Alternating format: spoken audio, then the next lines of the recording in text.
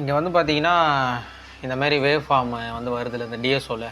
இந்த டிஎஸ்ஓவில் இந்த wave form, அப்புறம் பார்த்தீங்கன்னா, இந்த மாரி ஒரு பேட்டர்னில் வந்து வேவ் ஃபார்ம் வருது. அதுக்கப்புறம் இந்த ஐசி டு ஐசி கம்யூனிகேஷனு, அதாவது எஸ்பிஐ ப்ரோட்டோக்கால், ஐ ஸ்கொயர் ப்ரோட்டோக்காலு, இதுமாரி எலக்ட்ரானிக்ஸ் பேஸ்டாக நாலேஜ் வேணும். காலேஜ் படிக்கிற பசங்களுக்கு வந்து நிறைய நாலேஜ் வேணும். எனக்கு வந்து எம்பெடட் சிஸ்டமில் ஓரளவுக்கு ஹார்ட்வேர் லெவலில் எனக்கு ரிப்பேர் பண்ணுற டெக்னிக்ஸ் வந்து தெரியணும். அதுக்கு அடுத்தது நான் வந்து ஒரு பிஸ்னஸை வந்து ட்ராப் அவுட் ஆகிட்டு நான் ரொம்ப நாளாக கெரியர் கேப் விழுந்துடுச்சு.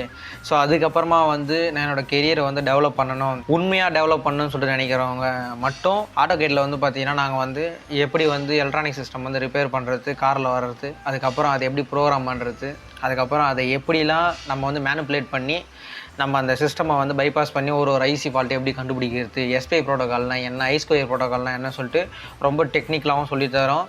அதேமாரி வந்து பார்த்திங்கன்னா ஓரளவுக்கு நாலேஜ் இருந்தால் போதும். எலக்ட்ரானிக்ஸ் பற்றி ரொம்ப டெப்த்தாக தேவையில்லை. நம்ம வந்து எல்லாமே வந்து கோத்ரூ வந்து பண்ணிக்கலாம். ஸோ இது ஒரு கோர்ஸாகவே வந்து நாங்கள் ப்ரொவைட் பண்ணுறோம். உங்களுக்கு வந்து இந்த கோர்ஸ் வந்து தேவைன்னா கீழே இருக்கிற நம்பருக்கு வந்து கான்டாக்ட் பண்ணுவீங்க.